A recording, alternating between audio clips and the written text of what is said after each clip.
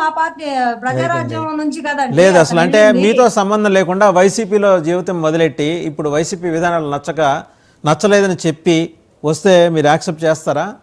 Vamsikrishna యాదవ్ని accept చేసినంత ఇదిగా accept చేస్తారా? వంశీకృష్ణ యాదవ్ గారు అంటే మా ప్రజారాజ్యం నుంచి ఉన్నారు కాబట్టి ఆయన ఇక్కడ కాబట్టి కీలక బాధ్యతలు అప్పచెప్పాము. వేరే పార్టీల నుంచి వచ్చేవాళ్ళు వస్తున్నారు, జాయిన్ అవుతారు. ఎందుకంటే వాళ్ళు ఈ రోజు ఆయనకు బాధ్యతలు అప్పచెప్పేదాకా మీరు కీలక బాధ్యతలు నిర్వహించడానికి వైజాగ్ జనసేనలో ఎవరు సమర్థులు మీకు కనపడలేదా? కాదు, వైజాగ్ జనసేనలో మీకు అంతకన్నా సమర్థులు కనపడలేదా బయట నుంచి వచ్చిన వంశీకృష్ణ యాదవ్ కన్నా కూడా? ఉన్న వాళ్ళకి కూడా ఇచ్చారు కదండి, అందరికి బాధ్యతలు ఇస్తున్నారు. ఎవరైతే ఎఫెక్టివ్ గా చేయగలుగుతున్నారో వచ్చిన వాళ్ళకి కూడా ప్రోత్సాహకరంగా వాళ్ళు కూడా మేము చేస్తాము, మేము ఇంకా ఎక్కువ పని చేస్తామని వాళ్ళు ఇంట్రెస్ట్ చూపిస్తారు. కాబట్టి వాళ్ళ నిరాశపరచడం ఇష్టం లేక పదవులు ఇవ్వడం జరుగుతుంది. ఉన్న వాళ్ళు ఎక్కువ చేస్తున్నారు కదా, గ్రామ స్థాయి నుంచి జిల్లా అన్ని కమిటీల్లో ఆల్రెడీ చేసే వాళ్ళే ఎఫెక్టివ్ గా వర్క్ చేసే వాళ్ళకే పదవులు ఇచ్చారు ఆల్రెడీ. వైజాగ్ అర్బన్ అనేది హాట్ సీట్, ఎవరికైనా తెలిసిందే. అందులో మీ పార్టీ చాలా బాధ్యతలతో పాటు గ్లామర్ కూడా ఉంది. మరి అంత గ్లామరస్ నాయకులు వైజాగ్ జనసేనలో లేరని మనం భావించాలా? అవును, వైజాగ్ లో ఉన్న జనసేన నాయకులు అందరికీ పదవులు ఉన్నాయండి. ఎవరికి పదవులు లేకుండా ఉన్నాయి? అందరికి పదవులు. వైజాగ్ అర్బన్ అనేది చాలా కీలకం అండి. మళ్ళీ టైం అండ్ అగైన్ మీరు అదే చెప్తున్నారు. వైజాగ్ అర్బన్ అనేది చాలా కీలకం. వంశీకృష్ణ యాదవ్ గారు ప్రజారాజ్యం నుంచి పనిచేశారు కాబట్టి ఆ విశాఖపట్నం మీద ఒకగాలు చేయాల్సి వస్తుంది. సొంత కార్యకర్తలు, సొంత లీడర్స్ ఆగుతారు. ఇవి కాదు ఇంకా పదవులు ఉండవా ఏంటి? ఇవ్వకూడదని రూల్ ఏమన్నా ఉందా ఏంటి? నేను రూల్ పొజిషన్ రూల్ బుక్ గురించి మాట్లాడలేదండి. ఇప్పుడు దాంట్లో ఇంతకు ముందు ఉన్న వాళ్ళు బీసీలు లేరా అని అడుగుతున్నా నేను. ఇంతకు ముందు ఉన్న వాళ్ళు బీసీలు అందరికి ఇచ్చామండి. పీతల మూర్తి యాదవ్ గారికి ఫ్లోర్ లీడర్ ఇచ్చాము, ఆవిడ వసంత గారికి ఫ్లోర్ లీడర్ ఆవిడ కూడా. వాళ్ళు ఉన్న వాళ్ళు అందరికి ఇచ్చేసాము, కొత్తగా వచ్చిన వాళ్ళకి కూడా ఇస్తున్నాము. ఇవ్వద్దంటారా అంటున్నా నేను. ఇవ్వకపోవటం మీ చాయిస్ అండి, దాంట్లో ఎవరు జోక్యం చేసుకోరు. కానీ సొంత ఇంట్లో ఉన్న వాళ్ళని కోవట్లని అంటమే ఇంకా వాళ్ళని బాధిస్తుంది. వాళ్ళ ఇప్పుడు వాళ్ళ గాయాలకు ఆయింట్మెంట్ పూయండి. మీరు చేసేది ఎట్లుండే మాడి మీద కొట్టి మందేస్తున్నారు. మీకు అలా అనిపించవచ్చు, ఫీల్ అవుతున్నారు కాబట్టి ఆ ఫీలర్స్ మాకు చేరుతున్నాయి కాబట్టి నేను మీతో షేర్ చేస్తున్నా. లేకపోతే నాకు ఎవరు పార్టీకి 100% జెన్యున్ గా పనిచేసే వాళ్ళు ఎవరు ఫీల్ అవ్వాలి. ఎందుకంటే మేము వాళ్ళు జెన్యున్ గా ఉన్నారు కాబట్టి. జెన్యున్ గా లేని వాళ్ళకి ఆ నొప్పి తగులుస్తుంది, ముచ్చటేస్తుందండి. మీ జస్టిఫికేషన్ మాత్రం చాలా అద్భుతంగా ఉంటుంది శివపార్వతి గారు. సరే, ఈ విషయంలో ఈ రోజు జరిగిన డెవలప్మెంట్స్ లోకి వస్తే, అటు షర్మిలమ్మ గారు వాళ్ళ అబ్బాయి పెళ్లి కార్డు తీసుకుని అన్నగారింటికి ఇప్పటికి చేరుంటారు. నేను ఒక వీడియో ప్లే చేస్తానండి. ముందు ఆవిడ గురించి మాట్లాడుకునేటప్పుడు ఆవిడ యొక్క మాటలు ఒకసారి విందాం. గతంలో ఆవిడ ఏం ప్రగల్భాలు పలికింది అనేది ఒకసారి చూద్దాం.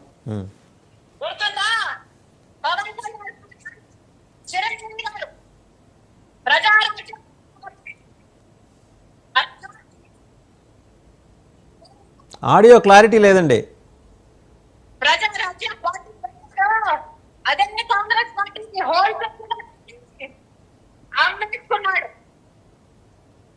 అన్నకే తమ్ముడికి పోలికలు ఉంటాయి కదా. పవన్ కళ్యాణ్ గారు జనసేన సో క్లారిటీ మిస్ అయింది. మీకు ఆడియో వినిపించకపోతే నేను చెప్తానండి. ఆవిడ పార్టీ గురించి ప్రస్తావించారు. ఒకప్పుడు ఆవిడ అసలు ప్రజారాజ్యం పార్టీ కాంగ్రెస్ కోసం పనిచేయడానికి పెట్టిన పార్టీ, దాన్ని కాంగ్రెస్ లోకే విలీనం చేశారు హోల్సేల్ గా. అలాగే జనసేన కూడా హోల్సేల్ గా విలీనం చేస్తుంది. ఇప్పుడు ఆవిడ హోల్సేల్ గా పార్టీని ఏ పార్టీలోకి విలీనం చేయబోతుంది, ఎంత ముట్టింది, ఎంత ప్యాకేజ్ తీసుకుంది, ఇలాంటి వాళ్ళ ప్రజారాజ్యం పార్టీ గురించి జనసేన గురించి మాట్లాడే నైతిక హక్కు ఉందా? రేపొద్దున మీరు ఆవిడతో కూడా కలిసి పనిచేయాలి. కొంచెం చూసుకోండి, కొంచెం చూసి చూడనట్టు పోవాలి. శివపార్వతి గారు రేపు పొద్దున మీరు ఆవిడతో కూడా కలిసి పనిచేయాలి. అలాంటి పరిస్థితులు ఉన్నాయి రాష్ట్రంలో, చూసి చూడనట్టు పోండి. మీరు చాలా అగ్రెసివ్ గా మాట్లాడుతున్నారు. పని చేయండి పక్కన విషయం అండి. ఎవరికైనా ఎవరితో వాళ్ళకి అప్పచెప్పడం మా బాధ్యత. అది ఎవరి మాటలు వాళ్ళకి అప్పచెప్పడం మా బాధ్యత. అప్పుడేందో శ్రీరంగ నీతులు చెప్పి ఇప్పుడు చేసేదేంటి అంటే, వీళ్ళు చేస్తే సంసారము, అందరు చేస్తే వ్యభిచారమునా అంటే వీళ్ళకేమి వీళ్ళు ఎంత ప్యాకేజ్ ముట్టింది? 2018 ఇఫ్ యూ రిమెంబర్, 2 యూనివర్సిటీ సభలో పవన్ కళ్యాణ్ గారు టీడీపీని కూడా అన్నారు. మరి దానికి మీ సమాధానం ఏంటి? అవును, టీడీపీని ఖచ్చితంగా అంటామని మేము ఆ రోజే చెప్పాము, మద్దతు ఇచ్చే రోజే చెప్పాము. 2014లో మీరు సరిగా పని చేయకపోతే విమర్శించేది మేమే, ఫస్ట్ ఎదురు తిరిగేది మేమే, మిమ్మల్ని చొక్కా పట్టుకుని అడిగేది మేమే అని ఆ రోజే చెప్పాం. అలాగే పని చేయనప్పుడు అడిగాము. ఈ రోజు కూడా అదే అంటున్నాం, మేము ఇద్దరం కలిసి వెళ్తాం, సరిగా పని చేయకపోతే ఖచ్చితంగా మేము రెస్పాన్సిబిలిటీ తీసుకుంటాం. మేము మా సరే, మీరు చాలా ఆగ్రహంతో ఉన్నారు కానీ పవన్ కళ్యాణ్ అదే మీకు నచ్చకపోతే అటలు, మీకు నచ్చితే మాత్రం మీ కన్వీనియన్స్ ప్రకారం చెప్తారు.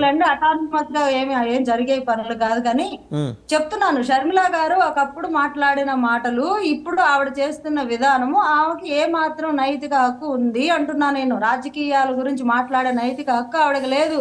పార్టీ విలీనాలు వాటిల గురించి మాట్లాడే హక్కు అయితే ఆవిడకి లేదు. ఎందుకంటే మాట మీద నిలబడలేదు. ఎంత ప్యాకేజీ ముట్టి ఇప్పుడు కాంగ్రెస్ లోకి వెళ్తుందో వాళ్ళ అన్న జగన్మోహన్ రెడ్డి గారు చెప్పాలి, ఈ దత్తపుత్రికకి ఆ సిబిఐ పుత్రుడు ఎంత ప్యాకేజీ ఇప్పించాడు, ఆ ప్యాకేజీలో ఆ సిబిఐ పుత్రుడికి కూడా వాటా ఉందా అనేది ప్రజలకు వివరించాల్సిన బాధ్యత ఆ సిబిఐ పుత్రుడికి ఉంది ఖచ్చితంగా. ఎందుకంటే ఇప్పుడు జనాలందరి మీద నోరేసుకొని పడతాడు కదా, ఈయన పెద్ద శుద్ధపూసలాగా గురిగింజ తన కింద ఉన్న నలుపు తెలియనట్టు, ఇంట్లో జరిగే భాగవతాన్ని ఎవరికి తెలియనట్టు కప్పిపుచ్చుకొని బయటకు వచ్చి జనాల మీద బకెట్ల కొద్ది బురద జల్లుతా మైకి దొరకంగానే వాగుతా ఉంటారు. కాబట్టి ఇప్పుడు వాళ్ళలో జరుగుతున్న వ్యవహారం గురించి వ్యక్తిగత విమర్శలు ఆపండి మేడం, మేము చాలా మాట్లాడగలం. రాజకీయ వ్యభిచారం గురించి వ్యక్తిగత విమర్శలు ఆపండి మేడం. మాట్లాడడానికి ప్రజలకు చెప్పాల్సిన అవసరం ఆవశ్యకత రెండు ఉన్నాయి ఆ సిబిఐ దత్తపుత్రుడికి. మేడం వ్యక్తిగత విమర్శలు ఆపేయండి మేడం. జగన్మోహన్ రెడ్డి గారు పబ్లిక్ మీటింగుల్లో చేసేదే వ్యక్తిగత విమర్శలు. జగన్మోహన్ రెడ్డి గారు పబ్లిక్ మీటింగుల్లో మాట్లాడేదే వ్యక్తిగత విమర్శలు. రాజకీయాల్లో లేని కుటుంబ సభ్యుల గురించి కూడా మాట్లాడే వ్యక్తి మీ పార్టీ అధినాయకుడు. మీకు అది నచ్చపోతే ముందు మీ పార్టీకి రాజీనామా చేయండి. చెప్పి తీరాలి, దత్తపుత్రికకి ఎంత ప్యాకేజ్ ముట్టినా చెప్పి తీరాలి. ఎందుకంటే లెగిస్తే జనసేన మీదకి వస్తాడు కదా, ప్యాకేజ్ అనుకుంటూ గొప్ప మరుగుడు మరుగుతుంటాడు కదా. ఈ ప్యాకేజ్ గురించి కూడా మాట్లాడాల్సిన బాధ్యత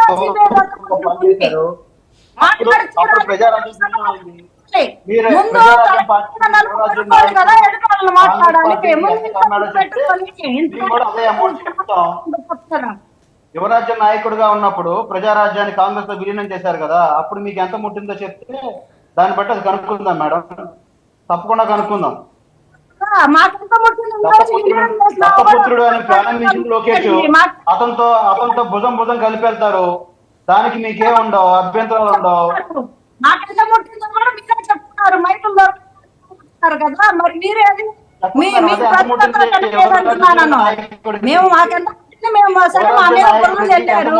మీరేది మీ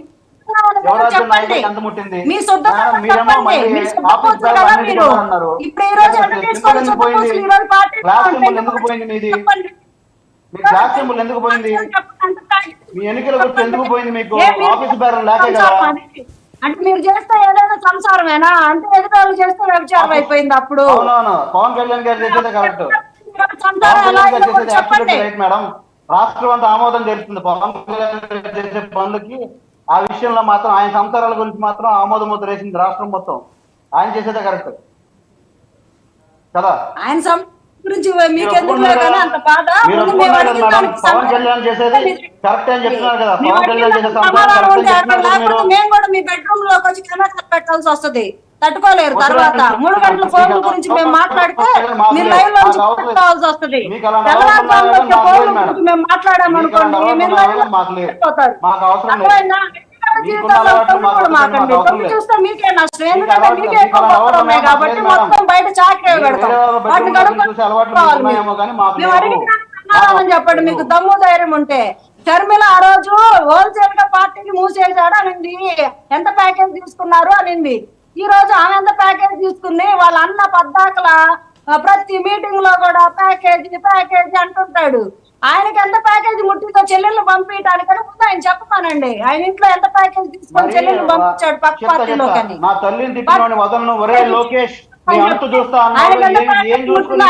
గురించి కూడా మాట్లాడి ఆయన చెల్లెల గురించి కూడా ప్రస్తావించి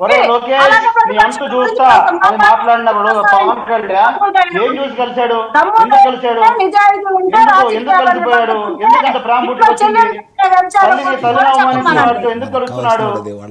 ఎందుకు కలుస్తున్నాడు, ఏం చూసుకొని కలుస్తున్నాడు? నా తల్లిని అవమానించారని చెప్పి రోడ్డుకి మరి ఎందుకు ఆవిడ చూసుకోగలుగుతుంది? ఆవిడ ఇప్పుడు ఏం చూసుకొని ఆవిడ విలీనం చేస్తుంది?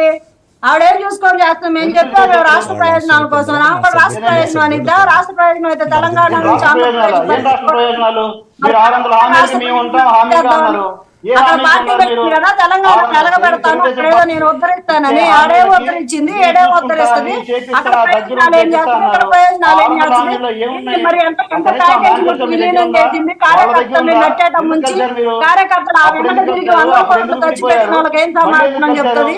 దానికి జగన్మోహన్ రెడ్డి గారు చెల్లెల్ని పంపించినందుకు ఎంత ముట్టింది జగన్మోహన్ రెడ్డికి చెప్పండి.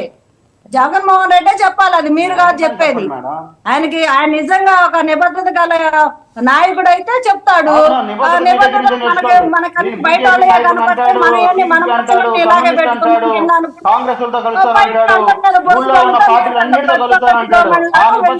బయటకు వచ్చి.